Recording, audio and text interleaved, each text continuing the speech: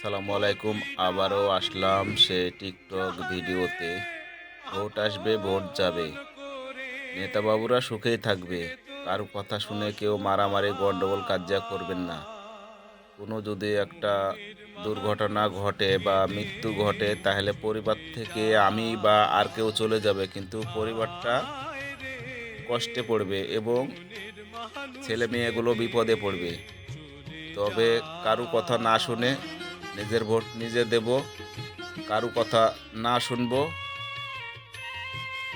সঠিক ভোট সময় মতো দেব।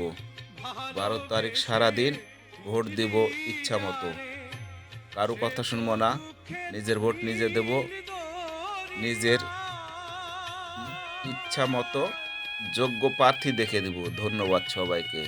কমেন্টে বলবেন কথাগুলো কীরকম বললাম।